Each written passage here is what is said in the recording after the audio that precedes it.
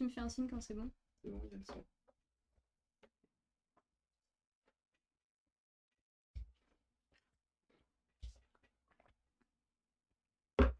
Eh bah bonjour, bienvenue. La Fédération Solidaire Étudiant reprend les lives et donc on est ravis de vous accueillir aujourd'hui pour notre thème sur les Crous, cette énième casse libérale contre nos droits sociaux. Donc je suis Lucie, co-secrétaire fédérale de Solidaire Étudiant et je suis accompagnée de... Tristan, co-secrétaire fédéral de Solidaire Étudiant également. Voilà, donc vous connaissez sans doute Solidaire Étudiant si vous êtes là aujourd'hui. C'est un syndicat de lutte, de classe. On défend notre classe sociale face aux attaques du patronat et de la bourgeoisie. Et un syndicat autogestionnaire. Et on est très heureux de faire partie de cette grande interpro qu'est l'Union syndicale solidaire, qu'on remercie chaleureusement aujourd'hui de nous avoir permis de nous prêter ce matériel pour pouvoir faire nos lives sur la plateforme Twitch. Et c'est l'occasion aussi de vous rappeler qu'on va essayer de plus en plus cette année, c'est une de nos nouvelles résolutions, pour cette nouvelle année de lutte, de reprendre plus souvent les émissions et de parler de plus en plus de sujets qui concernent les étudiants et étudiantes dans l'enseignement supérieur et la recherche cette année. Voilà, et bah sans plus attendre, peut-être qu'on peut commencer par la question un petit peu d'actualité en ce moment, pour ne pas dire beaucoup, la question des Crous, qui rejoint de manière plus générale la question de la précarité étudiante qui ne cesse d'augmenter. Et puis vous l'avez vu par les dernières annonces du gouvernement, que ce soit sur le repas Crous à 1 euro, que ce soit sur la suppression des APL pour les étudiants étrangers non boursiers.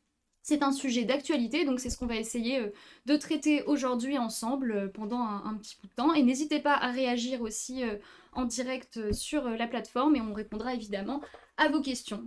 Voilà. Yes, carrément. Et bah pour commencer, peut-être parler un petit peu de la précarité du logement, parce que je pense que c'est un sujet un petit peu à la fois compliqué pour beaucoup d'étudiants qui doivent un petit peu s'y perdre et en même temps vous devez connaître très bien ce que ça représente malheureusement comme difficulté au quotidien. Dire que bah, les logements, malheureusement, il n'y en a toujours pas assez. Et c'est pour ça que c'est une galère pour tous les étudiants qui en cherchent et qui font leur DSE, leur dossier social étudiant chaque année, et qui sont de plus en plus difficiles d'en trouver. En fait, nous, à Solidaire Étudiants, on réclame la construction de 500 000 logements par an. Pourquoi ? Parce que depuis maintenant des dizaines d'années, le nombre de logements par étudiant, il a chuté. Aujourd'hui, on est à 1 logement pour 16 étudiants et on est à 1 logement pour 3 étudiants boursiers. En fait, c'est des chiffres qui sont complètement alarmants. Ça veut dire que la plus grande majorité des étudiants sont obligés de ou vivre chez leurs parents. Un tiers des étudiants sont obligés de vivre chez leurs parents avec des difficultés familiales qu'on peut connaître, ou alors sont obligés de se mettre dans le privé. Donc c'est s'endetter, prendre des prêts étudiants que ça veut dire que même avant de rentrer dans la vie active, ils seront déjà endettés. Et puis, bah, ça veut dire une vie de précarité que malheureusement on connaît au quotidien. Sans parler de l'enfer d'essayer de se loger dans le parc locatif privé, hein, les bailleurs qui demandent 3 fois le loyer quand on est étudiant ou qui demandent une garantie alors même que des fois Vidal ne veut plus accompagner les étudiants et étudiantes, donc le parc locatif privé, n'en parlons pas. Et ce qui représente également des inégalités énormes entre les étudiants qui ont la possibilité d'avoir des garants et ceux qui ne l'ont pas. Et donc c'est pour ça que en fait, le Crous, il représente une alternative importante et historiquement, c'est la construction de logements Crous qui a aussi permis la démocratisation de l'enseignement supérieur et de la recherche. Et donc c'est pour ça que c'est important de construire de plus en plus de Crous, mais aussi de rénover ce qui existe. Parce que si vous êtes actuellement en logement Crous, vous constatez comme nous les milliards de problèmes qu'ils ont, les problèmes de chauffage, les problèmes d'insalubrité, les problèmes d'accès au Wi-Fi. Et c'est un combat qu'on mène un peu au quotidien. Je donne l'exemple de Grenoble, où nous sommes en porte-à-porte depuis plus de 3 semaines pour mener une campagne sur les problèmes de Wi-Fi dans les résidences Crous. C'est un véritable problème parce que les étudiants, par exemple, ne peuvent pas réviser le soir parce qu'ils n'ont pas accès à Internet. Et on remonte, donc on fait une pétition que nous donnerons ensuite au directeur du Crous et qui permet aussi de construire un comité de résidence Crous et de mener une véritable lutte parce qu'on sait que c'est par le rapport de force, c'est par la lutte et c'est par le collectif qu'on parviendra à obtenir la rénovation de ces bâtiments. Et que seul finalement on n'est rien, il y a des étudiants qui sont allés seuls vouloir négocier avec le Crous et qui se sont fait recevoir. Et donc face à ça, c'est un grand plan d'investissement qui est nécessaire dans le Crous, bien loin des réductions budgétaires finalement que nous promet le gouvernement. N'en parlons pas non plus. Et Et donc, c'est nécessaire d'avoir une rénovation du bâti assez importante. Et c'est aussi nécessaire de changer le statut des étudiants Crous. Si vous êtes actuellement étudiant et vous logez dans une résidence Crous, vous savez que vous pouvez être expulsable à tout moment avec un préavis uniquement d'1 mois, là où il est de 3 mois, par exemple, dans le privé pour un meublé. Donc vous savez qu'aujourd'hui, vous n'avez aucun droit. Vous n'avez aucun droit, c'est-à-dire que n'importe qui du Crous peut rentrer chez vous à n'importe quel moment sans vous prévenir. Et là encore, je parlais de ce porte-à-porte qu'on a fait, on a des étudiants qui nous ont fait remonter des cas de vol parce que des gens pouvaient rentrer chez eux à n'importe quel moment sans qu'ils soient prévenus. C'est une attaque aussi à l'intimité de l'endroit où on vit, et ça vise à rappeler aux étudiants qu'ils ne sont pas chez eux. Ça va avec le fait de rien pouvoir accrocher chez soi, de ne pas pouvoir avoir d'animaux, de ne pas pouvoir recevoir des gens chez soi. Et c'est quand même particulièrement humiliant, et c'est une manière de rappeler aux étudiants les plus précaires qu'ils ne sont les bienvenus nulle part. Et puis ça a une conséquence aussi très très concrète. On disait expulsable à tout moment, pas de trêve hivernale. C'est-à-dire que, alors que dans les logements privés, on est protégé, on ne l'est pas dans les logements Crous. Dans les logements Crous, il y a des étudiants qui sont dehors en plein hiver parce qu'il n'y a pas de trêve hivernale. Et par ailleurs, les Crous peuvent évacuer à tout le moment pour la continuité de service, et notamment quand ça les arrange. Et on a l'exemple très fort des JO de Paris, dont vous vous rappelez sans doute. Eh oui, oui, oui. Je sais pas si tu veux expliquer, par exemple. Et alors, l'été dernier ou il y a 2 ans, je sais plus, à vrai dire, on s'en fiche un peu, hein. L'acte a été fait, on a les Crous qui ont décidé et qui ont offert au gouvernement la possibilité de loger un bon nombre de policiers sur Paris, et donc qui ont expulsé énormément, mais vraiment énormément d'étudiants et d'étudiantes de leur logement. Et on parle vraiment d'expulsion parce qu'en fait, les étudiants ont été sommés de partir et on leur a filé 100 balles et un mars en leur disant voilà, maintenant vous partez, on va loger des policiers. Et le plus drôle dans toute cette histoire, quand même, c'est qu'une fois que les étudiants et étudiantes ont été expulsés, quand les policiers ont pris possession des logements, ils se sont rendus compte que c'était des logements extrêmement insalubres, des logements qui étaient crades, des logements qui étaient infectés de bestioles, d'insectes, de rats aussi beaucoup. Et on parlera pas de la moisissure aussi, hein. Mais c'est un fait qu'on connaît, un fait qu'on recense beaucoup à CDR étudiants, notamment par les porte-à-porte, comme tu l'as dit. Et pourtant, c'est toujours une réalité. Et même après le passage des policiers, on s'est dit peut-être que le Crous... Non, non, non. Ils ont logé les policiers dans des chambres d'hôtel. Ils ont payé des chambres d'hôtel en plus d'expulser les étudiants et étudiantes. Parfois à des dizaines, voire des centaines de kilomètres de chez eux. On leur a promis un relogement qui n'a pas été fait, et dans les cas où il a été fait, très très loin. Donc ce qui est extrêmement problématique. Et en plus, dans une période où il y avait encore des rattrapages dans les universités. Oui, et puis c'est bien connu que 100 € à Paris, ça permet de se loger convenablement. C'est bien connu, s'il y a des étudiants parisiens qui nous écoutent, ils pourront en témoigner. Et face à ça, Solidaires étudiants n'est pas resté inactif, puisqu'on a contre-attaqué juridiquement, on est allé au tribunal administratif et on a gagné. Le tribunal de grande instance, le tribunal en première instance, nous a donné raison sur le fait que c'était pas des conditions dignes de virer de cette manière des étudiantes et étudiants, et que oui, le Crous était dans son droit sur le papier, qu'ils avaient le droit d'expulser à n'importe quel moment, sans un réel préavis, néanmoins que ça ne pouvait pas être justifié. Et donc ça montre en fait que la précarité des étudiantes et étudiants, ça les met dans cette incertitude, ça les pousse dans cette incertitude où ils savent pas si demain ils pourront encore rester dans leur logement. Et on a un autre exemple malheureusement d'actualité, c'est à Rouen, dans un Crous où il va y avoir des travaux à partir d'avril, et où donc le Crous a annoncé il y a quelques jours que les étudiants devaient quitter ce Crous avant le 28 février parce qu'ils allaient y faire des travaux sans leur proposer de réel relogement, ou alors dans des Crous qui sont plus grands et donc plus chers, et donc certains n'ont pas les moyens de se les payer.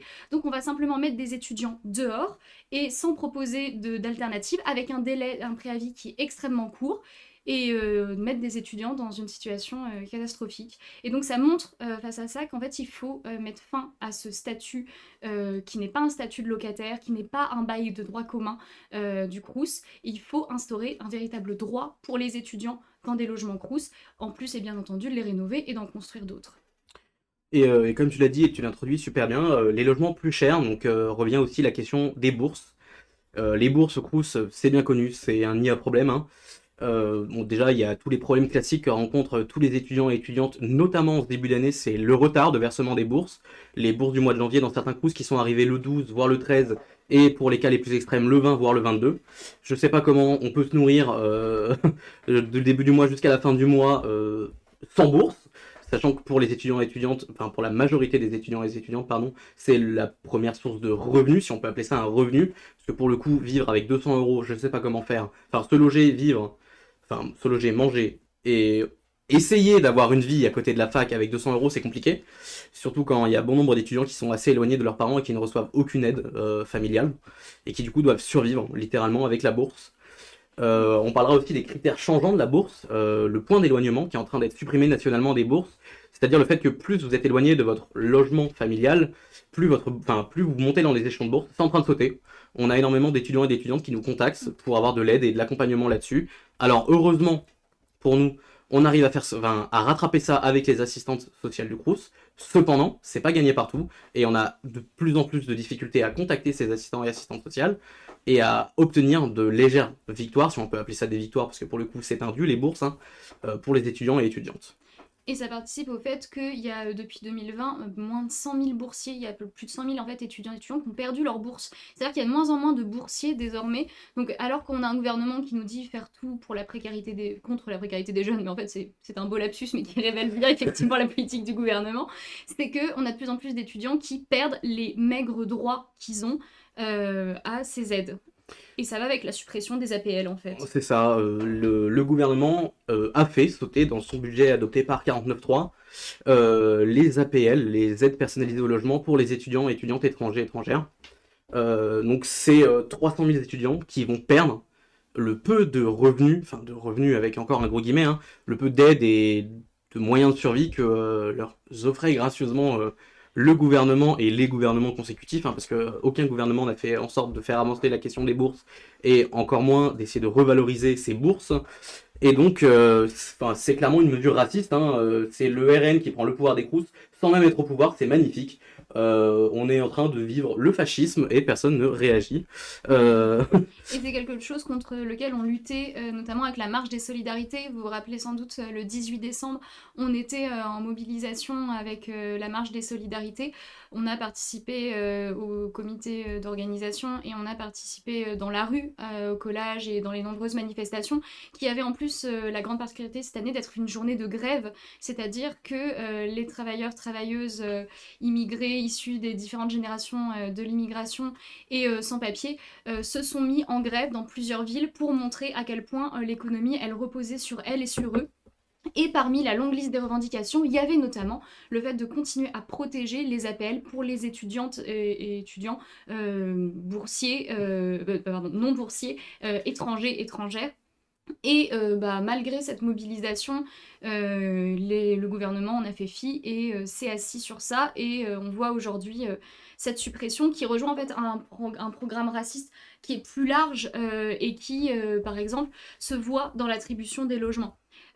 Faut savoir qu'un étudiant, par exemple racisé, est déjà discriminé dans l'accession au parc privé, puisque on le sait, c'est montré, c'est très bien démontré. Il y a de nombreux biais racistes, on vit dans un pays avec du racisme systémique, qui fait que ces étudiants ont des grandes difficultés à accéder au parc privé.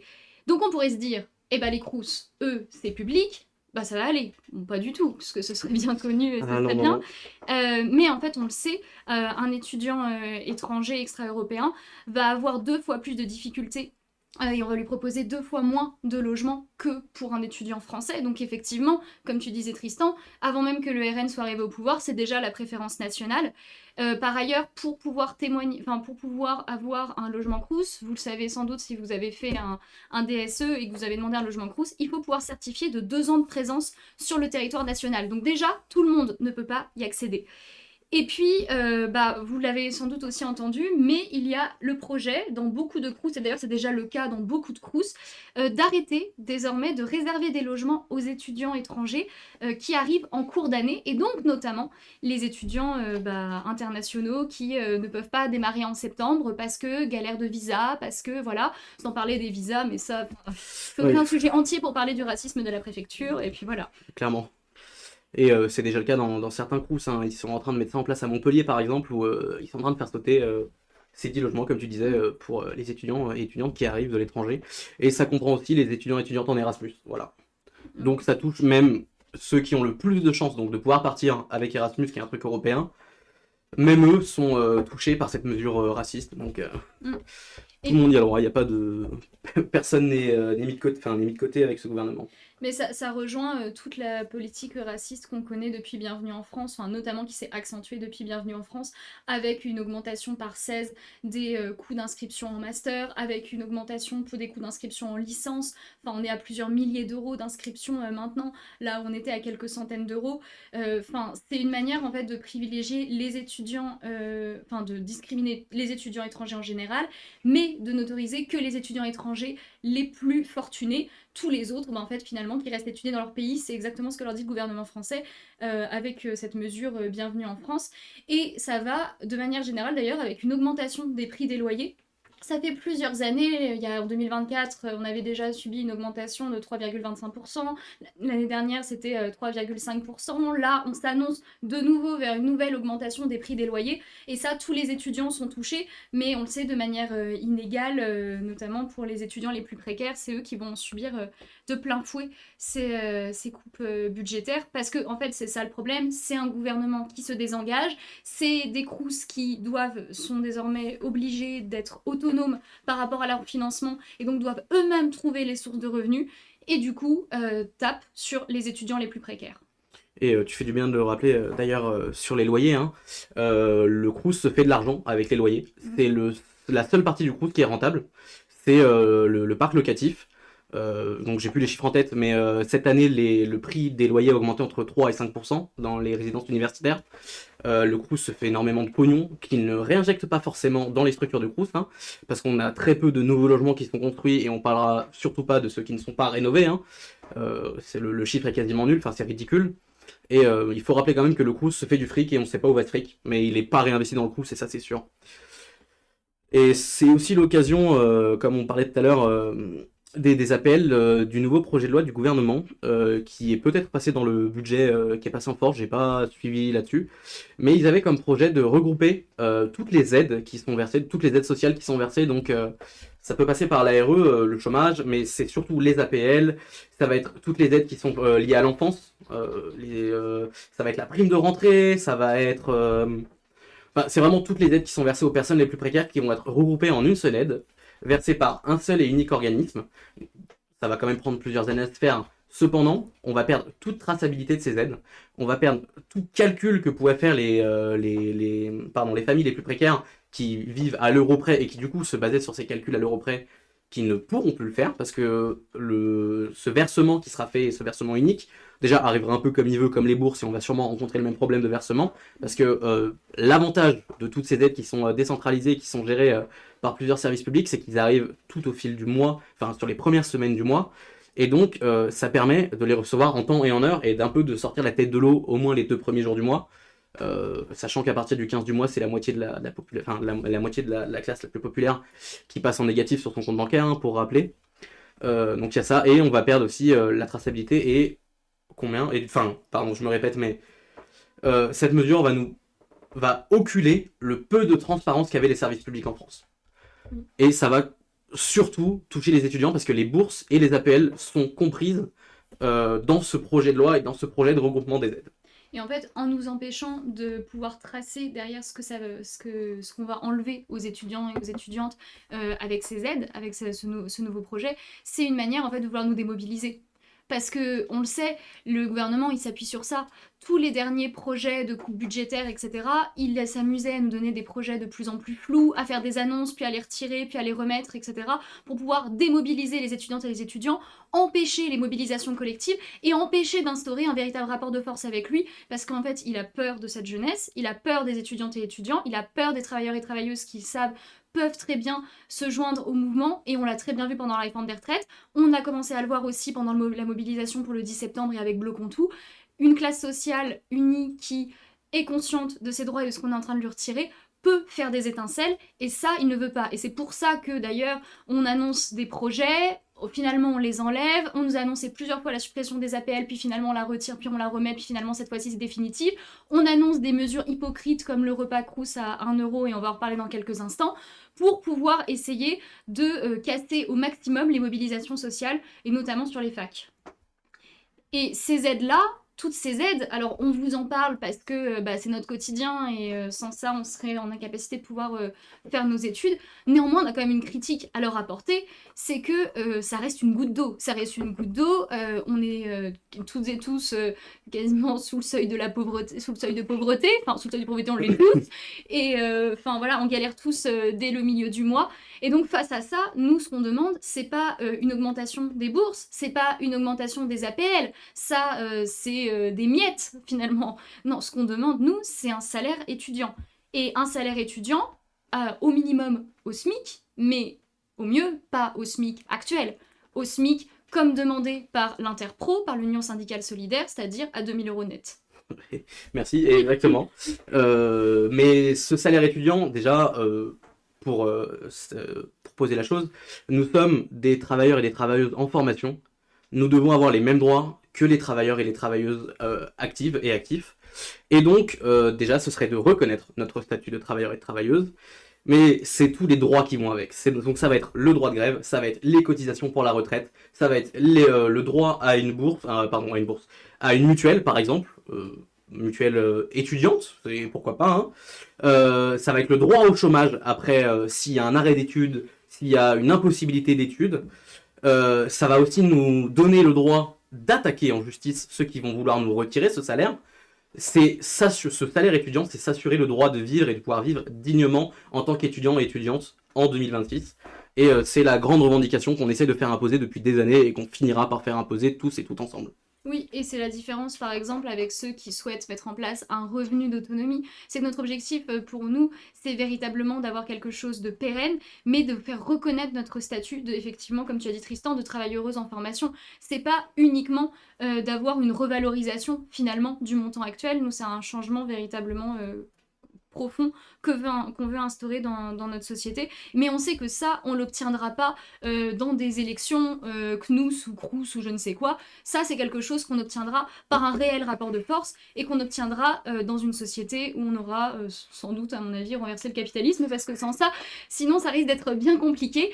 On aura besoin de toute la force possible et de toutes nos mobilisations collectives pour pouvoir l'atteindre.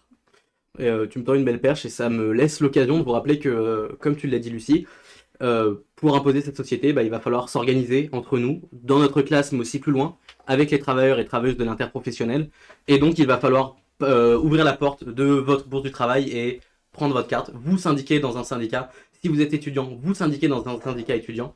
Et à Solidaire étudiant, la porte est grande ouverte. Et vous double syndiquer si vous êtes travailleur salarié, parce que il faut vous syndiquer partout, se battre sur nos lieux d'études, se battre sur nos lieux de travail, et c'est comme ça qu'on arrivera à défendre nos droits, à en gagner de nouveaux, et puis à renverser cette société capitaliste. Et pour revenir à cette précarité étudiante que malheureusement on connaît au quotidien, on vous parlait il y a quelques secondes de cette hypocrisie de repas à 1 € qui vient d'être instaurée. C'est une mesure, alors qu'en fait aujourd'hui on sait qu'il y a un quart des étudiants et étudiantes qui renoncent à se nourrir plusieurs fois par mois. Et c'est une mesure hypocrite, pourquoi ? Parce que, en fait, elle est là pour faire passer la pilule d'un budget raciste et antisocial. Franchement, ça permettait à quelques-uns de vouloir se donner de fausses bonnes consciences et de le voter, ce budget. Et, fait par ailleurs, on peut pas étudier avec un repas à 1 € si on n'a pas de chaise, pas de table et un plafond qui s'écroule. Donc, dans un budget de coupe massive sur l'enseignement supérieur et la recherche, on ne peut pas uniquement donner comme miette de pain le repas à 1 €. Puis par ailleurs, le repas à 1 €, d'accord, mais quel repas ? Parce qu'il y a de nombreux crous déjà qui ont annoncé, notamment le crous de Grenoble, ça fait déjà plusieurs années, que les portions étaient réduites de 25%. Donc déjà, on mange moins bien, la qualité des repas s'est détériorée, on a le droit qu'à un seul repas par jour, alors qu'on devrait en avoir à minima 2, c'est-à-dire que nous, on demande à pouvoir avoir un repas à midi et le soir, et puis d'avoir des repas partout, parce qu'aujourd'hui, en plus, il y a de nombreux étudiants qui peuvent pas accéder à leurs repas parce qu'il n'y a pas de crous. Et on pense notamment aux IFSI, aux écoles d'infirmières, aux IUT, aux écoles qui sont isolées, qui eux n'ont pas de crous. Et donc, face à ça, qu'est-ce qu'on leur propose ? Une petite camionnette qui va leur proposer des sandwichs jambon beurre. Alors, si on a des régimes alimentaires, tant pis pour vous. Et là, par contre, vous pourrez les payer à 1 € en plein hiver, vous serez ravis. Voilà. Et puis, face à ça, en fait, c'est ce qu'on me disait, c'est le problème aussi d'autonomisation des Crous qui date depuis maintenant plusieurs années. C'est-à-dire qu'on ne donne pas de moyens supplémentaires pour cette mesure, enfin pas de moyens supplémentaires conséquents et raisonnables, hein, ça évidemment ça aurait été trop beau, on ne chiffre pas cette mesure, et donc ça fait qu'évidemment c'est les Crous qui vont devoir trouver cet argent, et donc sur quoi ils vont le prendre? On disait peut-être sur la qualité du service, ça peut être aussi sur les droits des travailleurs et des travailleuses du Crous, qui on voit leur cadence de plus en plus élevée, qui voient leurs conditions de travail de plus en plus dégueulasses, mais eux, quelle garantie ils ont, qui sont en grève dans pas mal de villes pour pouvoir défendre leurs conditions de travail, et on leur impose cette mesure sans derrière véritable moyens supplémentaires. Et je tiens à rappeler aussi que beaucoup de travailleurs et travailleuses du Crous sont des étudiants et des étudiantes qui ont des contrats précaires avec le Crous, des contrats qui ne permettent pas de vivre, des contrats qui sont à un taux horaire très faible, des contrats qui ne donnent aucune aide sociale à côté, enfin qui ne donnent pas le droit à une mutuelle par exemple. C'est quand même la base d'un travail et c'est un droit qui a été gagné par la lutte des travailleurs et des travailleuses, l'accès à une mutuelle de santé, ça saute dans les contrats précaires du Crous, et c'est encore si le Crous décide de vous garder, parce que on a vu par exemple dans plusieurs villes, des contrats à des horaires imposés inhumains pour des étudiants et des étudiantes qui étudient, c'est quand même la base des études, hein, donc qui ne peuvent pas faire les cours et le travail, et beaucoup de travail de nettoyage de nuit, donc après les cours, après la fatigue des cours, souvent aussi en période de partiel, là où il y a le plus besoin de temps pour réviser et pour essayer de s'assurer l'obtention de son semestre ou de son diplôme cette année, pour ne pas avoir à revivre cet enfer un an de plus. Hein. C'est encore une fois les gens les plus précaires qui souffrent de ces mesures antisociales. Voilà, et donc finalement, cette mesure, c'est qu'une mesure d'apparat uniquement pour pouvoir faire de la com, franchement. D'ailleurs, c'est pas la première fois qu'on l'annonce. Ouais. Ça fait quand même plusieurs années que le gouvernement, à un moment donné, nous l'annonce, puis finalement, non, mais finalement pas, ça passe pas. Donc en fait, nous, on sait qu'on n'a rien à attendre de ce gouvernement, qu'on n'a rien à attendre de l'Assemblée nationale, qu'on n'a rien à attendre du Sénat, que toutes les mesures, on les gagnera par nos mobilisations collectives. Et que c'est pas parce qu'on annonce ces communications que que derrière ça va se traduire concrètement et que vraiment ça va améliorer nos conditions d'études. Et d'ailleurs, si le gouvernement il voulait vraiment lutter contre la précarité étudiante, il n'aurait pas supprimé la subvention à l'association Linky, qui est quand même une association qui aide plein d'étudiantes et d'étudiants en galère tous les jours pour pouvoir manger, mais là visiblement on peut leur supprimer leur subvention. Voilà. Par contre, derrière on nous fait un effet com. Donc vous voyez l'hypocrisie quand même des différents gouvernements, parce que comme tu l'as dit, c'est quand même pas le premier gouvernement qui essaie de nous la faire à l'envers. Et j'aimerais rajouter aussi sur l'association Linky quand même, c'est une association qui fait le travail du Crous sans appartenir au Crous. Enfin, c'est de l'associatif, hein, mais c'est pallier les manquements de l'État. Encore une fois, c'est des gens qui, avec un très grand cœur et surtout une humanité énorme, donnent de leur temps, de leur énergie pour aider les autres. Et c'est ça aussi qu'on défend à Solidaires Étudiants. Hein. C'est le fait de s'entraider, de nous, notre classe, réussir à sortir la tête de l'eau, tous et toutes ensemble, en acquérant de nouveaux droits. Et pour parler du désengagement justement et de l'hypocrisie par rapport à notamment à ce repas à 1 euro, on disait il y a plein d'écoles notamment où il n'y a pas de Crous, où il y a une pauvre petite camionnette, etc. Mais alors c'est encore mieux que ça, il y a des endroits où on a mis en place la carte CARE. Alors je sais pas s'il y en a qui connaissent et qui entendent. Donc c'est une carte, vous avez à peu près 40 euros dessus, donc et vous est donnée sur le principe, déjà il faut la demander, donc il y en a déjà beaucoup qui ne connaissent pas ça et qui veulent, qui du coup ne la demandent pas. Mais donc le principe c'est que c'est censé vous dédommager du fait que vous n'avez pas accès à un Crous et que vous n'avez pas le repas à 1 euro. Donc en fait, 40 euros c'est rien, c'est nul, c'est ridicule par rapport au fait que vous n'avez pas accès à un repas Crous à 1 euro le midi et le soir sur toute l'année, voilà. Et puis c'est une manière pour l'État de se désengager, de dire voilà, comme ça, on est responsable de rien et puis tout va bien. Et donc en fait, nous on demande la suppression de cette carte CARE parce que, que l'État véritablement investisse dans les Crous et que les Crous fassent leur travail. Et pour parler de cette carte CARE, justement, toute la drôlitude de la chose quand même, c'est qu'elle est financée par la CVEC. Cette taxe injuste que payent tous les étudiants et étudiantes en s'inscrivant à la fac. Cette taxe dont le Crous, on ne sait pas trop comment gère l'argent. Enfin, si, il y a un truc qu'on sait, c'est que ça sert à organiser des soirées où il se passe des choses horribles. Hein. On parle de VSS, on parle d'agression. Et ça, par contre, le Crous se dédouane très vite. Hein. Ah non, c'est pas nous, on a juste donné la subvention. C'est pas notre problème, on file les thunes des étudiants et des étudiantes pour organiser des soirées. Alors qu'on pourrait, par exemple, je sais pas moi, rénover le bâti universitaire. Ou alors rénover les logements. Ou alors construire de nouveaux Crous. Ou alors Généraliser le repas à 1 € pour toutes et tous. Non, mais des soirées étudiantes, c'est pas mal. Ou des piscines aussi. C'est un Crous où on aime bien installer de nouvelles piscines. Voilà, parce que c'est très écolo et puis c'est bien connu. C'est ce qui manque évidemment auprès de vos logements Crous et puis sur les bâtiments, sur la fac. Et puis, puisqu'on parlait des repas, on peut peut-être aussi dire un mot sur les nouvelles manières désormais qu'on nous impose de manger, notamment de payer, avec, vous le subissez tous les jours, l'application Easly, qui est une véritable calamité et dont on demande bien évidemment la suppression.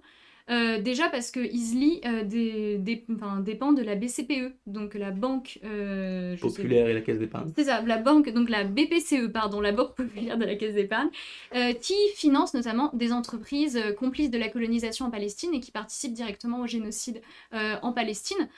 Et donc, le Crous se fait complice du génocide en Palestine en imposant en fait l'application Easly partout. Puis par ailleurs, ça nous empêche aussi, au-delà, en plus de cet impérialisme et puis de ce colonialisme, voilà, c'est en plus, ça impose aux étudiants déjà, il y a une non-transparence de la plateforme sur le fait qu'on ne sait pas où partent vos données, c'est-à-dire qu'on paye et puis que deviennent nos données, on ne sait pas. On a des plafonds, on ne peut pas mettre moins de 5 € ou de 10 € selon le montant de comment on paye. Et puis, impossible du coup de payer en liquide au Crous ou par carte. Enfin, tout ça est d'une inégalité majeure. Et puis, quand même, le Crous se fait complice du gouvernement de Netanyahou et de la politique génocidaire en cours en Palestine.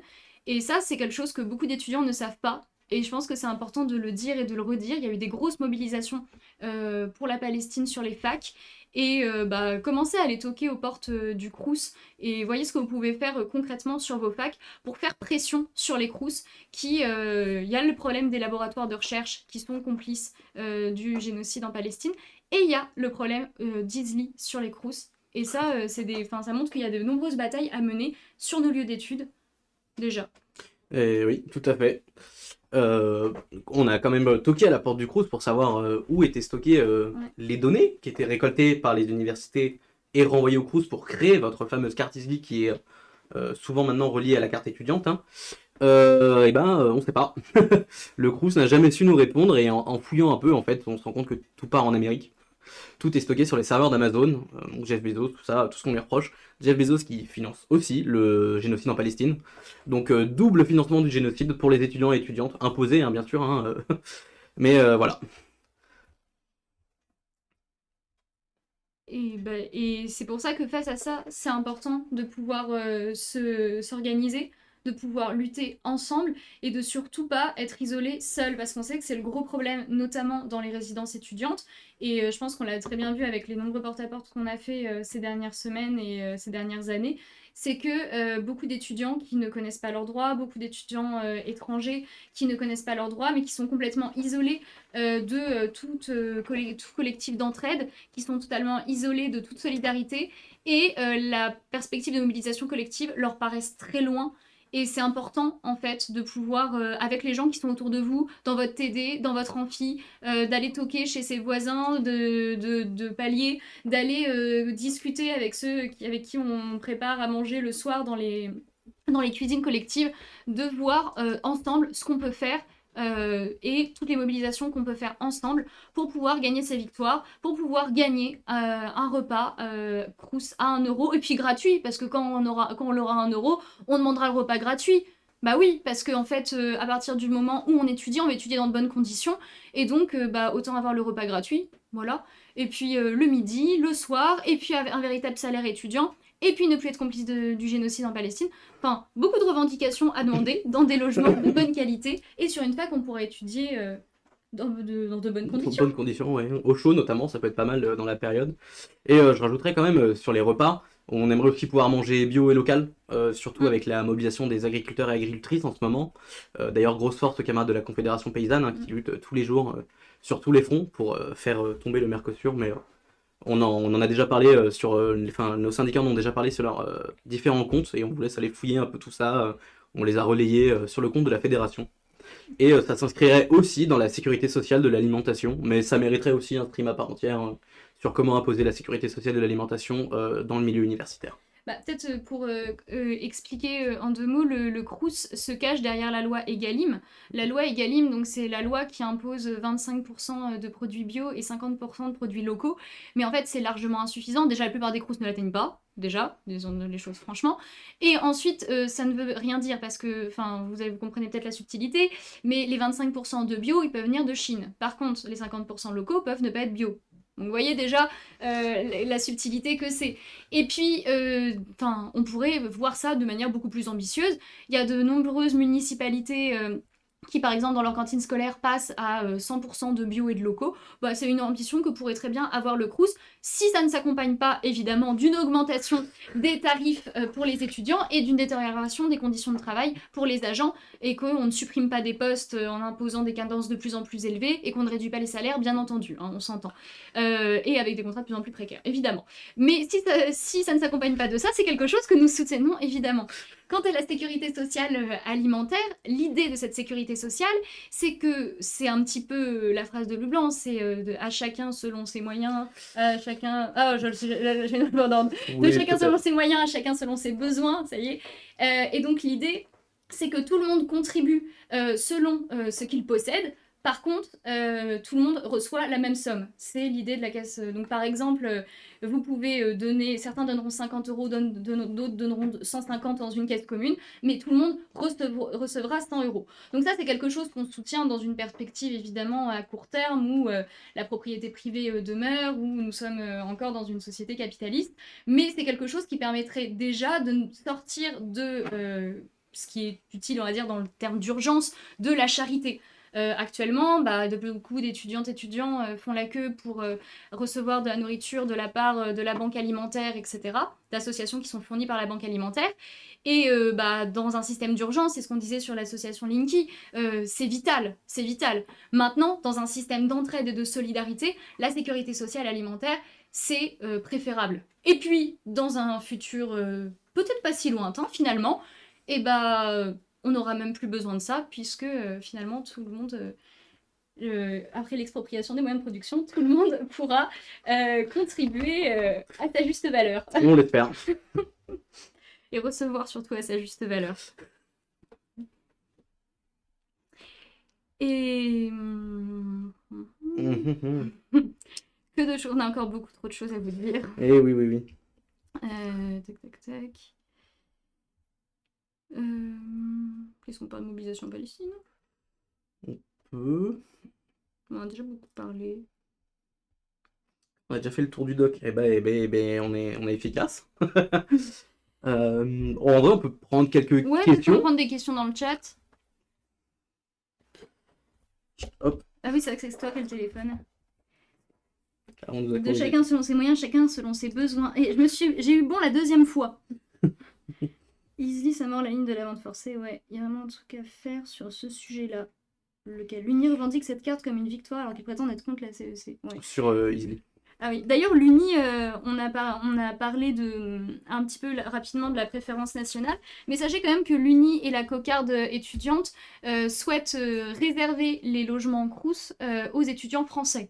Quand même. Donc, voilà, pour celles et ceux qui nous entendent et qui auraient besoin d'arguments supplémentaires sur pourquoi il faut dégager ces fachos de nos facs, c'est un bon argument. Voilà. Et d'ailleurs, ils ont été dégagés de la fac de Nanterre. Bravo aux camarades qui l'ont fait. Et puis, n'hésitez pas, les autres camarades des autres facs, si vous en croisez, hein, voilà, on sait comment traiter un faf. On voulait pas forcément en parler, mais on est en période électorale hein, pour les Crous. Bon, nous, personnellement, non. Pas pour le CNUS, en tout cas. C'est pas le but recherché parce qu'on sait qu'on n'imposera rien par ces conseils où il y a 8 élus étudiants pour 30 personnels imposés par le ministère, et il y a le ministère qui siège aussi, donc là-dessus, c'est pas pour nous. On préfère lutter sur le terrain et accompagner les étudiants et étudiantes sur le terrain, au lieu de promettre de grandes promesses dans les conseils et qu'il n'y ait jamais rien qui arrive, ou alors que quand certaines ORE ont l'occasion de voter le repas à 1 euro, disent « Ah mais non, le Crous ne pourra pas les financer, dommage !» Ça vise personne, hein, bien sûr. Hein. Voilà, donc c'est pour ça qu'on se présente pas au CNUS, donc le Conseil national des Crous, Par contre, il y a certaines villes où vous pouvez retrouver une liste solidaire étudiants pour les crous locaux. Pourquoi il y a certaines villes qui se présentent, certains syndicats, parmi nos 30 syndicats, puisque nous avons la fierté d'être le premier syndicat étudiant en France en termes d'implantation, puisque nous sommes présents dans plus de 30 universités. Et bah pourquoi, du coup, dans certains syndicats se présentent, voilà, c'est pour gratter des informations. Parce que, on vous l'a dit, c'est très opaque, c'est une manière en fait de casser nos mobilisations collectives. Et donc, des camarades vont aller dans ces instances pour pouvoir justement savoir qu'il y va y avoir une augmentation de loyer dans 6 mois qui sera de 3,25%. Et du coup, pouvoir le faire remonter dans les AG pour qu'ensuite on puisse lutter avant et qu'on ne la prenne pas en fait le jour où on verra la facture arriver quand on sera en tant qu'étudiant dans ces logements crous. Donc c'est pour ça que certaines listes se présentent, notamment dans les crous locaux. Mais nous n'allons pas au national, puisque nous savons que nous n'allons pas mettre des forces dans quelque chose d'inutile et qui participe à cette illusion de démocratie, à cette illusion de représentativité des étudiants dans ces instances, et à faire croire que les étudiantes et étudiants ont une voix au chapitre, ont la parole dans ces instances, alors que ce n'est pas le cas. La seule manière de gagner, c'est par la lutte. On nous demande comment on ferait pour obliger le Crous à rénover les bâtiments et en construire de nouveaux. Alors, il y a quand même le plus simple, c'est la loi de 1945 qui permet la réquisition des logements. Historiquement, c'est les maires qui peuvent s'en saisir. Il n'y en a pas beaucoup qui l'ont fait, mais on invite, s'il y a des maires qui nous écoutent, à le faire, hein. Mais le Crous pourrait le faire aussi. Et le Crous devrait le faire aussi, parce que dans la plupart des grandes villes, on a de 20 à 45% de logements vides, vraiment d'appartements qui sont même des fois rénovés, hein, mais qui ne sont pas loués, y compris pour des questions de spéculation, mais aussi pour des questions de prix, hein. Quand on a des loyers qui sont à 800 euros et qu'on a une bourse de 200 euros, bah, je sais pas comment on fait pour se loger, et quand le Crous veut pas de nous, hein. Donc déjà, il y a cette première chose, mais il y a aussi à demander au Crous d'arrêter de foutre de l'argent en l'air. On sait pas trop où, on sait pas trop pourquoi, on sait pas trop pour qui. Et aussi imposer au gouvernement le fait de subventionner les Crous à sa juste hauteur. Et je sais pas si tu veux rajouter quelque chose. Un élément aussi, c'est que on parle beaucoup, à chaque fois on dit le terme construire de nouveaux logements crous. C'est aussi un syndicat qui est attaché à l'écologie parce que on vit quand même sur une planète avec des ressources limitées, avec une planète finie et avec un régime productiviste qui détruit complètement la planète. Donc on dit construire, mais ça passe aussi beaucoup effectivement par la réquisition de logements. C'est un terme qu'on emploie parce que historiquement ça voulait dire construire des grands barres d'immeubles dans des champs, etc. Et puis faire en fait des véritables villes de nos campus universitaires, notamment après mai 68, ça a été la grande politique des années 70, après mai 68, de se dire mais plus jamais on met des étudiants dans des centres-villes, plus jamais, enfin c'est pour nous mettre des barricades tout le temps, c'est catastrophique, donc on va les mettre bien loin. Et donc par exemple moi je suis étudiante à Grenoble, c'est une véritable ville, c'est 60 000 étudiants sur une véritable ville à côté de la ville. Où on a mis des barres d'immeubles pour mettre des crous, et puis pour mettre les bâtiments de la fac, etc., bien loin du centre-ville.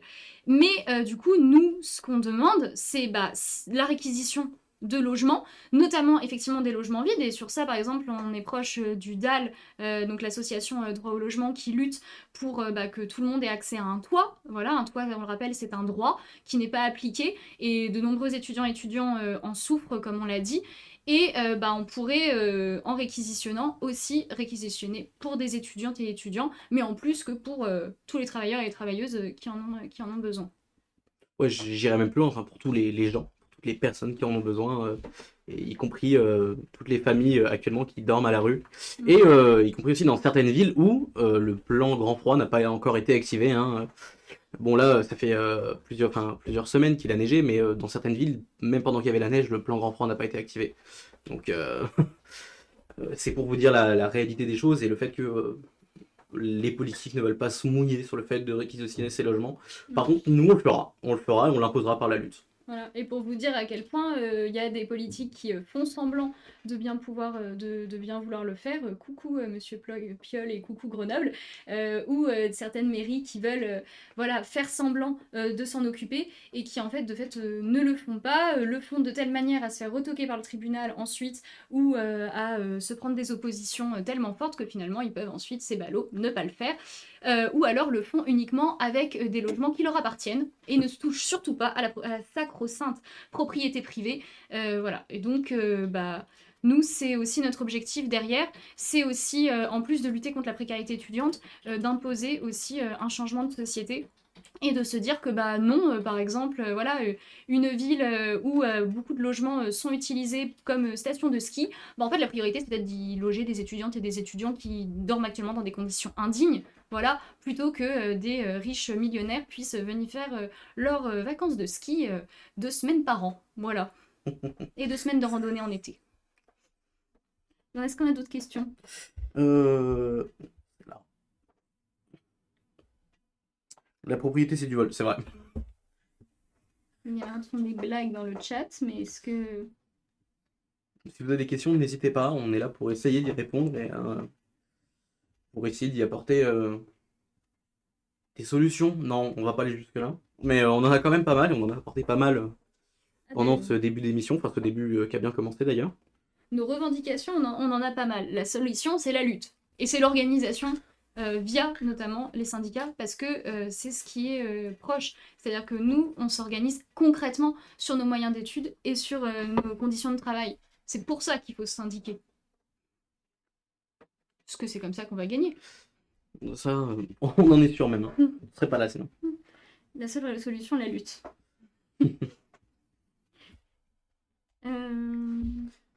C'est vrai qu'on a fait le tour des coussins. Bah, comme quoi, c'est comme, enfin, ça reste une coquille vide le coussin. C'est ça. Mais comme quoi, 70 ans après, parce que je sais pas si vous en avez entendu, mais le Crous a fait beaucoup de communication. Visiblement, ils avaient des sous à mettre dans la communication quand même. Eh oui. Ils ont fait beaucoup de communication pour se féliciter du fait que c'était les 70 ans du Crous. Et on salue d'ailleurs une organisation qui s'est réjouie et se réjouit encore chaque année du fait qu'ils ont participé à la construction de cette coquille vide qui est le Crous, qui a participé à un certain moment à la démocratisation de l'enseignement supérieur, mais ça fait bien longtemps que ce n'est plus le cas. Et on salue une organisation qui a fait une très belle action ce jour-là. Et voilà, et nous on continue localement aussi à faire de très belles actions contre ce Crous qui continue son programme raciste et puis antisocial au quotidien.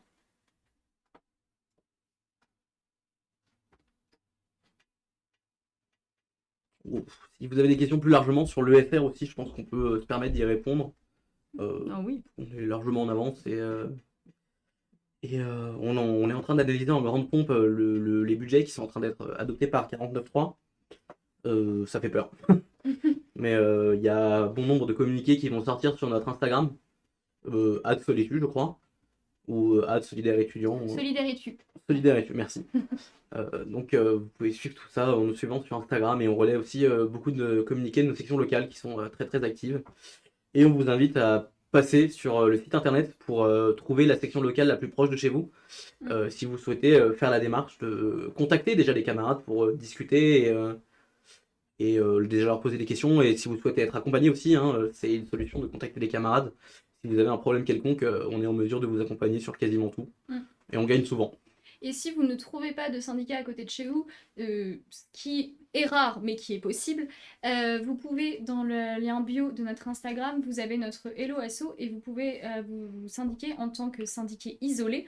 Et sachez que nous, on a la localisation de ville de syndiqués isolés. Et ensuite, on peut vous mettre en contact. Et quand vous êtes 6-7 en tant que syndiqué isolé dans une ville, bah, en fait, vous pouvez monter un syndicat. Évidemment, on est là pour vous accompagner. Mais c'est vrai que Solidaire étudiant a fait le choix il y a maintenant plusieurs années. Et je pense que c'était quand même assez un choix fort de notre fédération de se mettre pas nécessairement là où il y a déjà 5, 6, 7 syndicats, de gauche on s'entend, mais plutôt de se mettre là justement aussi où il n'y a personne pour pouvoir défendre les étudiantes et les étudiants les plus précaires. Je pense par exemple à Lannion, à une ville universitaire où il y a un IUT, où il y avait personne, et donc c'était important qu'il y ait un syndicat qui se monte pour pouvoir défendre les droits des étudiantes et des étudiants qui étaient là. Je pense par exemple à Gap, où il y avait personne non plus, et où en fait si on n'y était pas allé, il y aurait eu personne. Et on a plein d'exemples comme ça, on a Bayonne, on a un nombre incalculable de syndicats où effectivement il n'y avait personne et c'est bien les grandes villes aussi, évidemment, parce que c'est aussi là qu'on peut monter nos luttes, etc. Et c'est aussi important de pouvoir faire du travail avec d'autres organisations syndicales sur ces grandes facs. Mais c'est aussi important d'être là, où c'est pas facile de militer, où c'est pas facile de pouvoir se dégager du temps. Quand on est en IUT, qu'on est en alternance la plupart du temps, qu'on est en stage, etc., bah, on sait que c'est compliqué de pouvoir monter un syndicat. Et donc, bah, c'était important que des camarades à nous, courageux et courageuses, y aillent pour pouvoir monter des sections, pouvoir monter des syndicats et pour qu'on puisse aussi là-bas mener de grandes victoires collectives. Et on y arrive, hein. On peut suivre tout ça, on relaie partout nos victoires. On nous demande des idées pour lutter contre la ségrégation dans certaines résidences du Crous. Et bah, en fait, on disait par la lutte, mais du coup, concrètement, ça veut dire notamment commencer par monter des comités de résidence dans les résidences Crous. On disait c'est l'isolement qui fait que bah, finalement, on a l'impression d'être seul face à une machine à broyer qui est le Crous, où vous vous rendez quelque part, bah, en fait, on vous jette dehors, ou vous envoyez un mail, on vous répond pas. Et donc, pour lutter contre la ségrégation qui est effectivement bien réelle, et bah, notamment la ségrégation raciste, qui fait que les étudiants étrangers, mais par exemple je vais prendre un exemple très connu de Grenoble, de la résidence du Rabot, donc Grenoble, une ville avec des montagnes, et donc il y avait une résidence qui est en plein d'une montagne, et c'est là qu'on mettait tous les étudiants étrangers, voilà, donc en plein d'une montagne, éloignés de tout le monde, il y avait besoin d'un bus pour monter dans la montagne pour atteindre cette Bastille, hein, c'est dans un ancien fort quand même, enfin, voilà, vous pouvez regarder des photos, c'est quand même assez exceptionnel. Et quand ils ont fermé d'ailleurs cette résidence, parce qu'elle était insalubre, parce qu'il y a aussi eu des scandales du gardien qui séquestrait des étudiants, voilà, et qui les attaquait avec son chien, notamment, enfin voilà, ce genre de choses. Quand ils ont fermé cette résidence, pensez-vous qu'ils aient relogé les étudiantes et étudiants qui étaient dedans? Bien évidemment non. Les étudiantes et étudiants étrangers et étrangères qui étaient à l'intérieur se sont retrouvés sans solution, ça aurait été trop beau. Donc, enfin voilà. Du coup, face à ça, la seule possibilité, c'est la lutte, et donc c'est de monter des comités de résidence pour pouvoir derrière avoir une force de frappe assez importante, avoir un véritable rapport de force avec le Crous et pouvoir ensuite envahir leurs conseils, pouvoir faire des rassemblements, des mobilisations assez importantes pour ensuite bah, demander la construction, le logement. Et d'ailleurs, c'est ce qu'on fait, c'est-à-dire que souvent en début d'année, on a des étudiantes et étudiants qui viennent nous voir qui n'ont pas de logement Crous. Et ce qu'on fait, c'est qu'on recense pas mal de cas et on fait des rassemblements devant la fenêtre du Crous. Et là, bizarrement, on est reçu et on nous dit ah non mais attendez, en fait on a une place par-ci, là on a une place par-là. Non mais en fait, on va vous trouver des places pour les étudiants qui sont pas logés. Ah bon? Bah pourquoi vous l'avez pas fait avant? Ah non mais vous comprenez, c'est compliqué. Donc, enfin voilà, on sait que c'est comme ça qu'on peut gagner, c'est comme ça en fait qu'on gagne au quotidien et c'est comme ça qu'on gagnera de plus grandes victoires. Pour les élections Crous, c'est quoi les enjeux? Alors, il y a du coup deux types d'enjeux, comme on l'a dit tout à l'heure, hein. Il va y avoir tous les enjeux qui sont locaux. Déjà, le premier enjeu localement, c'est de pouvoir siéger en commission ASA. Les commissions, il y a plusieurs types de commissions. Il y a notamment les commissions sur les loyers. Ça C'est ça. permet notamment de pouvoir parfois voter localement le blocage des loyers. Mais ça n'empêche pas que si à la fin ils veulent imposer une augmentation des loyers, ils le font. Faut le savoir. Ça permet aussi Alors, il y a aussi une commission qui s'occupe de l'étude des dossiers les plus... Mm. Je sais pas comment, je trouverais pas de mots, mais les plus compliqués, entre guillemets. Enfin, ça permet... Et pour le coup, c'est ce genre de commission où localement on peut avoir un vrai impact, hein, et c'est pour ça que les sections locales qui se présentent ont aussi raison de se présenter. C'est qu'on peut faire passer des dossiers que le Crous n'aurait pas fait passer à la base en passant par ces commissions, et donc trouver des logements ou donner les repas à 1 euro, enfin avant que ce soit généralisé, hein, même si c'est pas encore le cas, à des étudiants et étudiantes les plus précaires mais qui n'avaient pas le droit à la bourse, faute de revenus trop élevés ou de parents un peu trop riches selon les critères de la bourse, hein.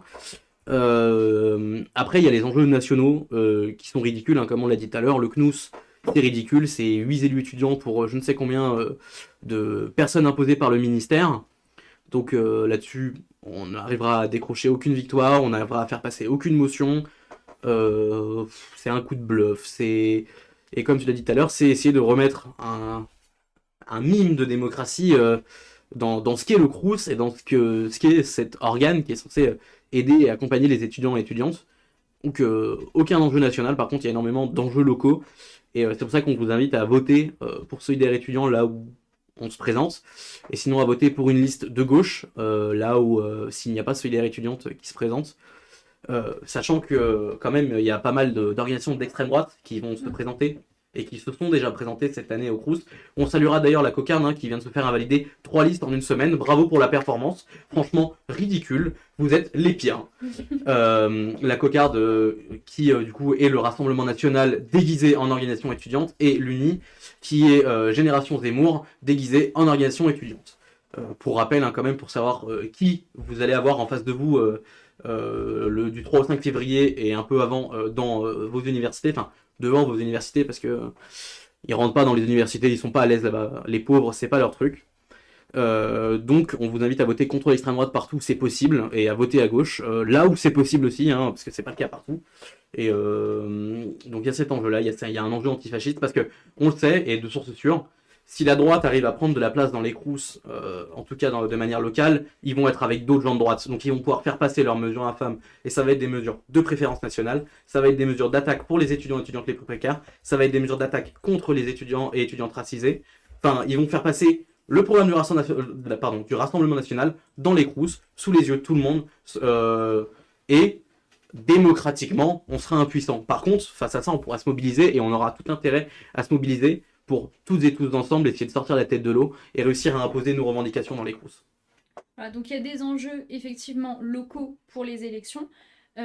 Par contre, nationaux, effectivement, c'est un simulacre de démocratie, et c'est pas parce qu'on vous promet des élus combatifs ou combatifs que pour autant ça va changer quoi que ce soit, parce que si ça avait véritablement changé quelque chose par le passé, bah, on n'aurait pas eu d'augmentation de loyer, on aurait eu des rénovations des bâtiments, et on aurait eu de nouveaux bâtiments. Donc ce n'est pas le cas, donc faut pas se leurrer sur ce qu'on vous promet au niveau national, sur ce que les listes vous promettent au niveau national. Par contre, au niveau local, vous pouvez effectivement penser qu'il y a des enjeux locaux, et que voter pour Solidaire étudiante là où on se présente. Et effectivement, sinon, aidez-nous à dégommer l'extrême droite là où elle ose encore se présenter sur nos facs.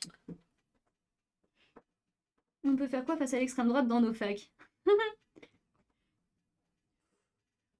Bah écoutez, face à l'extrême droite, vous pouvez la combattre par les idées, puis par les actes aussi, hein. On sait comment traiter les fachos. Les fachos, ça dégage de nos facs, tout simplement. Les camarades de Nanterre nous ont fait une très belle démonstration plus tard que il y a quelques jours, je crois que c'était hier. Bien sûr, mais on l'a déjà vu à chaque élection. Voilà, à Grenoble, par exemple, hier, ils se sont ramenés, l'Uni s'est ramené sur notre fac, elle s'est fait dégager. Nous, c'est quelque chose d'assez commun qui viennent. La cocarde était venue aux dernières élections Crous, ils étaient venus à plusieurs pour frapper des étudiantes et des étudiants. Ils se sont fait recevoir, c'est-à-dire qu'ils étaient arrivés à une dizaine pour pouvoir attaquer des 3 étudiantes qui étaient en train de tracter. On est arrivé à 60, et c'est tout un cortège qui les a suivis et qui les a poursuivis jusqu'au bout du campus universitaire, qui est un immense campus universitaire. Et puis ils sont partis en courant, et se sont même changés d'ailleurs très très rapidement, parce qu'ils avaient peur qu'ensuite on les reconnaisse, et pour pouvoir partir. Donc voilà, ce qui compte, c'est la riposte collective, parce que c'est comme ça qu'on est plus fort. C'est comme ça aussi qu'on arrive à montrer aux étudiantes et aux étudiants pourquoi ils sont dangereux, pourquoi ils sont violents, mais pourquoi leurs idées sont dangereuses, pourquoi on ne peut pas laisser s'instaurer au fur et à mesure les idées de préférence nationale, parce que justement derrière elles sont reprises par le Crous qui les applique, mais au-delà dans notre société, qu'ils ont déjà un écho médiatique qui est beaucoup trop important par rapport à ce qu'ils représentent dans les facs, mais même par contre dans la vie politique. Sur les facs, il faut qu'ils aient zéro soutien, et il faut qu'ils comprennent qu'ils n'iront jamais notre place. Bravo la cocarde. Avec un oui, je me disais, il y a quelqu'un qui n'a pas bien compris. Le Crous veut remettre des élections au sein des résidences. Crous, concrètement, ça sert à rien, non? Ou c'est même pire que ça? Donc on parle des comités de résidence, hein, comme tu l'as dit, du coup, de réorganiser les élections de ces comités de résidence. Foncièrement, ça peut avoir des avantages comme des désavantages. Le premier, c'est que ça permet de connaître les gens quand même dans le Crous, mais bon, ça c'est pas bien compliqué. Nous, les étudiants et les étudiantes, on y est proche, même sans ces élections de comité de résidence, parce qu'on fait des porte-à-porte, où on boite, ou enfin, on va au plus proche des étudiants et des étudiants, parce que on est dans la même merde tous et tout ensemble, hein, donc Donc là-dessus, les gens, on les connaît. Mm. Après, est-ce que ça permettra d'imposer un réel rapport de force face au Crous? À l'époque où ça existait, ça n'a pas vraiment marché. Mm. Après, à voir. Après, ça, ce qui est pas mal, c'est que ça peut permettre, par contre, de peut-être d'obliger un peu, enfin, de permettre aux étudiantes et aux étudiants de se renseigner un petit peu si il y a des véritables élections avec des véritables combats, on va dire, de liste. Ça permet vraiment qu'il y ait des étudiantes et étudiants qui se renseignent sur le fait que, bah non, en fait, leurs conditions de vie ne sont pas... Parce que c'est le problème, hein, quand on fait des porte-à-porte, et vous le savez sans doute, on tombe beaucoup sur des étudiants résignés. Là, je parlais de la campagne, par exemple, qu'on fait sur le Wi-Fi à la résidence Ouest à Grenoble. On tombe beaucoup sur des étudiants qui nous disent oui, bah effectivement, mais j'ai un partiel demain, je comprends, je peux pas réviser parce que j'ai pas accès au Wi-Fi, mais bon, vu ce que je paye, en même temps, je peux pas payer plus, mais vu ce que je paye, bon, bah, fallait pas non plus que je m'attende à un logement de qualité. Mais en fait, on peut pas tomber dans cette résignation. Et c'est normal parce qu'on est face à un rouleau compresseur de précarité, face à un rouleau compresseur qui est cette administration du Crous, mais on peut pas tomber dans cette résignation. Et donc, peut-être que ces élections peuvent permettre, non pas de donner de véritables perspectives, parce que ça, c'est par la mobilisation, ça c'est sûr, et puis il faut attendre de voir la composition aussi derrière, et puis surtout, est-ce que ce qui va être décidé avec ces représentants, ça va véritablement être suivi des faits? Ça, bon, faut voir aussi, parce que c'est une question de moyens. Voilà, c'est un peu ça le nerf de la guerre, c'est une question d'argent. Donc est-ce que ces élections peuvent permettre ensuite derrière d'engager l'État à investir des milliards dans les Crous? Bon, voilà, c'est plus compliqué. Par contre, ça peut permettre que des étudiantes et des étudiants se saisissent de leurs conditions de vie dans les logements Crous et se disent ah bah effectivement c'est pas normal, attendez on n'est pas entendu, on commence à constituer un groupe, un comité de mobilisation et puis se commencer à faire entendre leur voix de d'autres manières. Donc ça peut permettre ça. Donc c'est plutôt une bonne nouvelle, disons que les bonnes nouvelles comme ça, on s'en méfie toujours. Voilà. On va attendre de voir ce que ça donne. Ça peut être une bonne nouvelle, mais ça dépend comment on s'en saisit.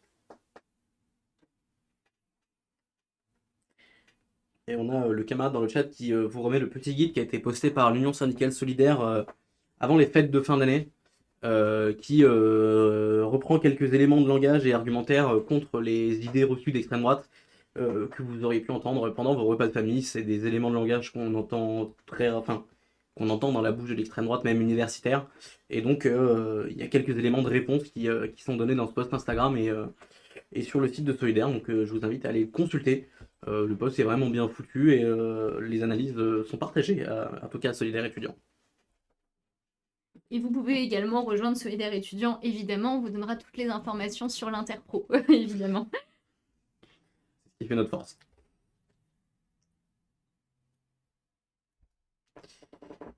Est-ce qu'il y a d'autres questions, que ce soit sur les Crous, sur l'ESR ou sur je ne sais quoi? Qu'est-ce que Toutes questionnez les mobilisations étudiantes en cours. On peut vous parler de tout. Allez-y, posez-nous des cols. Tiens, essayez. Vous lancez un défi.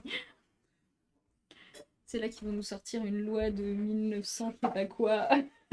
On peut l'avoir, on peut l'avoir. Bon, on peut faire quelques annonces quand même. Moi, j'ai quelques trucs à faire passer.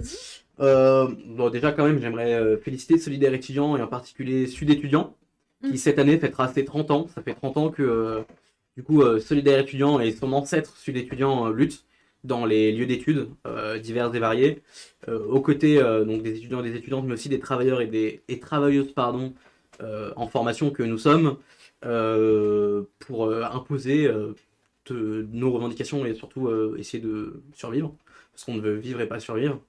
Et donc ça fait 30 ans cette année que le Sud étudiant existe. Enfin, existe. Si, bah si, parce qu'on du coup on est la suite logique. Enfin, la suite logique. On est les enfants de Sud étudiant. Donc voilà, 30 ans cette année. Et de la FSE aussi, oui. Voilà. C'est vrai. Et c'est vrai, de cette fusion, voilà. Et cette année, on fêtera aussi les 20 ans de la mobilisation contre le CPE, le contrat de première embauche. Donc en 2006, c'est la première, enfin c'est la dernière grosse victoire dans l'enseignement supérieur et de la recherche. Donc depuis 20 ans, malheureusement, c'était la dernière fois qu'on a pu faire imposer nos revendications, surtout le rejet du contrat à première embauche, qui était clairement une mesure anti-pauvre, et qui allait envoyer alors les jeunes travailleurs et travailleuses surtout, et ceux à qui les études n'étaient pas destinées, au casse-pipe, à l'usine et dans les jobs les plus précaires, souvent privés de droits. Voilà, et ça montre que Sud étudiant est né de mobilisation, est né des mobilisations de 95, et Solidaire étudiant c'est, on va dire, bien dynamisé, notamment en 2006 contre le CPE. Et en fait, Solidaire étudiant est un syndicat de lutte, et c'est ces luttes qui font notre force. Et donc 2006, ça paraît loin, mais en fait, 2023, c'était des grosses mobilisations quand même, et je pense qu'on y a quand même bien contribué. Bloquons tout, on y a contribué. Alors, dans les deux, pas de victoire en soi, mais une victoire quand même de voir qu'on était capable de s'organiser, de se mobiliser, et qu'on n'a pas encore perdu ça alors qu'on n'arrête pas de nous dire que les syndicats étudiants sont morts.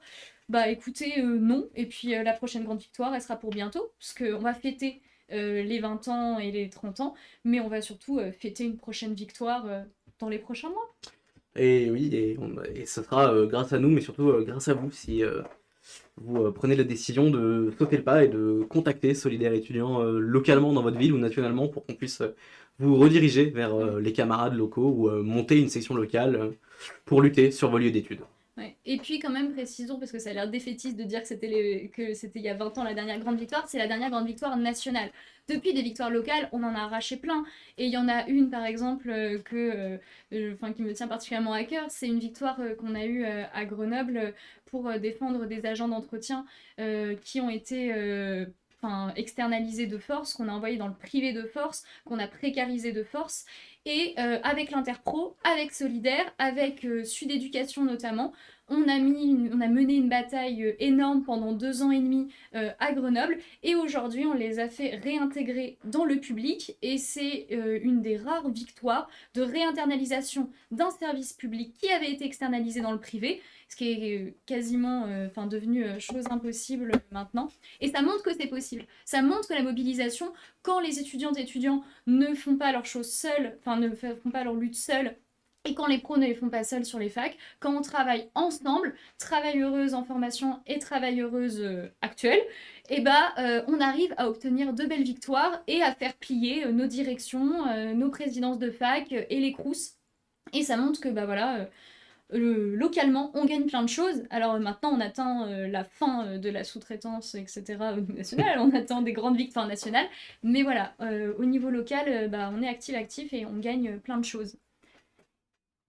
Et le trois quarts du boulot quand même, c'est de vous accompagner dans vos problèmes, que ce soit avec le Crous ou avec l'administration de vos universités. Et là aussi, on arrive à imposer énormément de victoires, que ce soit des problèmes de rupture d'égalité pendant les examens, enfin pendant les partiels par exemple, là récemment c'était la période. Si vous avez des problèmes d'ailleurs là-dessus avec la publication des résultats qui ne devraient pas tarder, n'hésitez pas à nous contacter. Ça va être aussi pour les titres de séjour qu'on arrive à donner, à faire gagner, à imposer Oui. aux étudiants et étudiantes étrangères qui arrivent sur le territoire sans papier. Donc ça aussi on peut vous accompagner si vous avez des problèmes de ce genre, localement un peu partout dans la France. Et c'est quand même les trois quarts du gros du boulot, hein, l'accompagnement des étudiants et étudiantes qui ont des problèmes. Oui, et par contre-attaque, on entend les contre-attaques de mobilisation, mais aussi les contre-attaques juridiques. On a la chance d'être aidé par l'Interpro qui nous aide aussi pour ça, mais ça nous arrive très régulièrement de faire des contre-attaques juridiques, et notamment face à des cas de répression.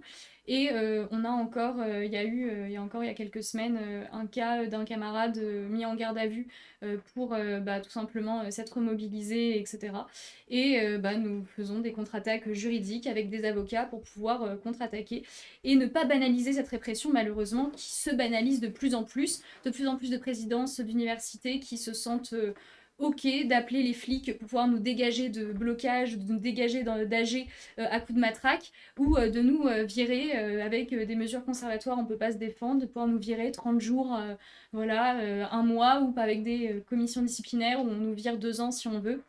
pour avoir pris la parole, pour avoir défendu nos droits, ou pour avoir bloqué et on le rappelle, le blocage c'est la grève des étudiantes et des étudiants. Tant qu'on ne reconnaît pas le statut de salarié, bah écoutez, de toute façon, on n'a pas le droit de grève, donc le droit de grève on le prend, voilà. Donc on va pas quitter un amphi pour simplement se faire pénaliser sur une absence. Dans ce cas-là, autant bloquer le bâtiment, c'est quand même beaucoup plus sympathique, puis ça permet de discuter avec les étudiantes et les étudiants le matin à 6h avec un bon thermos de café, c'est quand même beaucoup plus sympathique.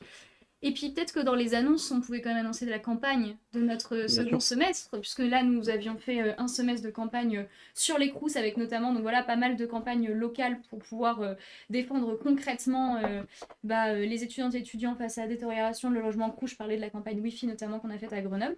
Et le deuxième semestre, ce sera une campagne contre l'islamophobie. Donc que peut aussi faire le Crous aussi, voilà, auquel il peut participer, mais qui va au plus large que ça, notamment qui peut intégrer les problèmes pédagogiques, certains enseignantes et enseignants qui ne se privent pas de propos islamophobes et d'actes islamophobes, voilà, ou d'actes racistes. Je crois qu'on a eu un exemple ces derniers jours quand même. Et voilà, et donc à Lyon, et donc voilà, on a une grande campagne qui s'annonce intensive pour ce second semestre. Ce serait aussi pour montrer au gouvernement qu'on ne veut pas de l'interdiction du port du voile dans les universités, par exemple, hein. Un débat qui n'a même pas lieu d'être. On n'a pas à imposer aux femmes ce qu'elles doivent porter. Et ce n'est sûrement pas le gouvernement qui va décider de ça. Donc on vous invite à nous rejoindre si vous vous retrouvez aussi dans ces revendications-là. Mais ça va être aussi, du coup, sur le logement, tu l'as dit aussi, hein, la discrimination pour l'obtention d'un logement Crous. 2 fois moins de chance, alors peut-être encore plus pour une femme voilée, j'imagine. Je ferai pas de stats, mais à mon avis, on est sur encore plus. Ouais. De toute façon, il y a des discriminations. On a des discriminations dans le parc privé, on l'a dit, il y a des discriminations dans le parc public et notamment les bailleurs sociaux, mais aussi évidemment les logements Crous et tout ce qu'on a dit, tous ces projets notamment, enfin voilà, tout ça, ça permet en fait, c'est une manière pour le Crous de vouloir imposer la préférence nationale et de se mettre dans les bonnes poches du RN avant même que celui-ci arrive au pouvoir. Et c'est pour ça que c'est important de lutter et de constituer des groupes de résidence partout, dès maintenant, pour se préparer aussi, lutter maintenant pour gagner le droit maintenant, mais aussi si jamais en 2027, et puis même avant, on venait à avoir un gouvernement fasciste encore plus, et ben écoutez, il faut aussi qu'on soit prêt à pouvoir constituer une riposte collective de grande envergure. Il n'y a plus de questions. Est-ce que ça veut dire qu'on a fait le tour et que on aurait plié les Crous en 1h14? Il y en a qui font des blagues par contre. Ça c'est Grenoble. Voilà, on a plié les Crous en 1h14, on applaudira la performance, hein, j'ai envie de dire. Ouais, franchement, le travail de synthétisation quand même. Ça fait un moment qu'il n'y a pas eu de questions. Bon, on vous repose la question. Si vous avez des questions, n'hésitez pas. Oui, effectivement. On va quitter de gueuler, mais oui. Nos pauvres micros ne supportent pas. Ouais. Il y a quelques secondes de décalage. Une dizaine de secondes. Il y a une dizaine de secondes. Franchement, si on peut déjà vous dire de booker la date. Ouais. Fin juin, on va organiser notre 10e congrès fédéral de la fédération. Et donc on animera une émission avec les camarades internationaux avec qui on a créé des liens depuis de nombreuses années, qui on l'espère, nous rejoindront en France cette année pour nous accompagner sur ce 10e congrès et pouvoir animer une demi-journée entière de lutte internationale et de stratégie de lutte ensemble à travers le monde. Chose qu'on a des difficultés à faire en tant qu'étudiant et étudiante, là où les syndicats professionnels ont un peu plus de facilité. Et donc on va essayer de discuter toutes et tous ensemble de comment réussir à passer outre tout ça et être fort et forte tous et toutes ensemble. Voilà, donc on vous dévoilera pas en avant-première la liste de nos invités, ça on va la garder secrète encore quelques mois. D'ici là, de toute façon, il y aura d'autres streams, il y aura d'autres lives évidemment. Et voilà. Mais quand on vous l'annoncera, n'hésitez pas à suivre régulièrement nos réseaux sociaux, à nous suivre sur la page Insta de Solidaire Étudiant, donc Solidaire Étu. Vous pouvez également nous suivre sur Mastodon, Blue Sky, Twitter. Facebook, voilà, celui-là il est. On le garde parce qu'il faut le garder. Voilà, je crois que j'ai fait le tour. Ouais, c'est pas mal. Voilà, et Insta bien évidemment. Et puis vous pouvez nous contacter par mail, contact@solidaireétudiant@gmail.org, si je dis pas de bêtises. De toute façon, c'est sur toutes nos affiches et vous pouvez nous trouver très facilement sur notre magnifique site internet. Oui, ou aussi Voilà. sur le site de l'Union syndicale solidaire, dans adhérer, les syndicats, et vous trouverez Solidaire étudiant avec le magnifique logo rouge et noir. Voilà. Et si vous ne savez pas si vous êtes enfin si vous devez dépendre d'un syndicat étudiant ou d'un syndicat de travailleurs, contactez-nous et on pourra vous renvoyer aussi vers les bons syndicats pro. Et puis, je crois pas. C'est quoi les thèmes des prochains lives? Bah écoutez, il y a plein. Je pense qu'il y en aura sans doute un sur notre campagne contre l'islamophobie, puisque là, beaucoup de syndicats ont commencé des actions. Bah, je pense notamment à Tours. Bien sûr. Voilà. On a commencé à faire des assemblées générales pour rencontrer les étudiants et étudiantes qui souhaiteraient se mobiliser sur ce sujet. Et le syndicat de Montpellier aussi, qui commence sa campagne en grande pompe. Donc on a bon espoir et surtout on a hâte de vous rencontrer pour pouvoir discuter avec vous de ces sujets-là et surtout des sujets qui vous concernent. Et donc n'hésitez pas à vous rapprocher de nos sections locales ou de notre nationale pour qu'on vous redirige vers les sections locales. Voilà, et du coup on pourra faire quand même effectivement un live sur ça, puisque c'est quand même une grande campagne qu'on va mener dans nos 30, avec nos 30 syndicats, dans nos 30 universités, même plus que 30 universités du coup, même plus que 30 universités. On compte pas les Parisiens. Bah non, et oui, puisque effectivement tous nos syndicats parisiens sont regroupés dans un syndicat, excepté quelques-uns. Voilà, et on en fera sans doute d'autres, peut-être sur l'extrême droite. On va voir aussi ce qui se passe au municipal, mais si on a une vague fasciste qui se développe encore plus, bah écoutez, sans doute qu'on en fera un sur les extrêmes droites. Et puis si vous avez des idées, d'ailleurs, de thèmes que vous voudriez qu'on aborde, etc., n'hésitez pas à nous les mettre ici ou également à nous envoyer sur nos réseaux sociaux des idées, des suggestions. Voilà, et puis on laissera aussi nos syndiqués dire ce sur quoi ils veulent qu'on s'exprime. Bien sûr. Mais effectivement, il y aura un grand rendez-vous, comme tu l'as dit, sur la question de l'internationalisme. Et voilà, on verra pour la traduction comment on fait. On va y arriver. On arrivera, mais on promet que vous n'aurez pas besoin d'être bilingue en anglais, en japonais, en turc, en kurde ou en ukrainien pour pouvoir comprendre. Mais je pense qu'on a fait le tour. Peut-être qu'on peut clôturer. Ça fait 1h20. Oui, c'est pas mal. Ça me semble pas mal. Je pense qu'effectivement, s'il n'y a plus de questions, voilà. Bah écoutez, les camarades, ce fut un plaisir. Et puis, on se retrouve bientôt. D'ici là, syndiquez-vous. Et puis, vive la lutte. Vive la lutte. Je pense que ça peut être le mot d'ordre. C'est le mot d'ordre, ouais. Syndiquez-vous et vive la lutte.